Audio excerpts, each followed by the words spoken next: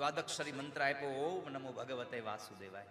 લે બાળક, આ મંત્રનો જપ કરજે, વિરક્ત બની, આત્મા રામ બની અને નિસ્વાર્થ ભાગે ભગવાનનું ભજન કરજે, તને ભગવાન મળશે. પરમાત્માને ભજવા હોય તો તમારું હૈયું ભરેલું જોઈએ વાલા ભક્તો.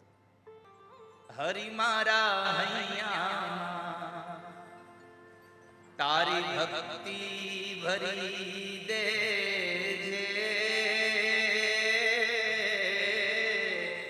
હરિ આંખ મારી તલસે છે, તારા દર્શન ને કાજ,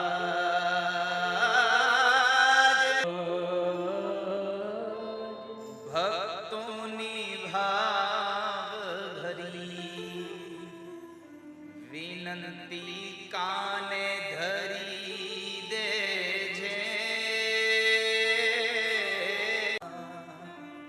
તારી સેવા ભરી દેજે,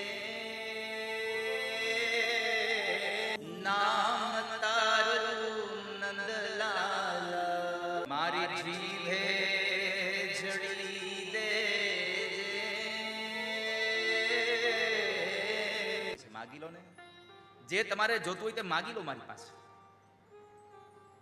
ભગવાને સામેથી કહ્યું ધ્રુવને, ધ્રુવે કહ્યું મને તમે મળ્યા પછી બીજું કંઈ જોતું નથી, હવે જોતું નથી. તો ભગવાને સામેથી આપ્યું, પેલું આપ્યું કે તારે તારા પિતાજીના ગોદમાં બેસવું હતું, પણ પિતાજીના ગોદમાં નહીં, તારો પિતા જે રાજગાદી પર બેઠો છે એ રાજગાદી પર હું તને બેસવા માટે તને રાજા બનાવીશ. 1-2 વર્ષ માટે નહીં, 36,000 વર્ષ માટે હું તને રાજા બનાવું છું. ભગવાને સામેથી આપ્યું. બીજું આપ્યું, તારા મૃત્યુના સમયે તને મારું દિવ્ય વિમાન લેવા આવશે. અને ત્રીજું વરદાન ભગવાને સામેથી આપ્યું, અરે મૃત્યુના વિમાનમાં બેસીને આવીશ પછી તને આકાશમાં હું અવિચલ પદ આપીશ.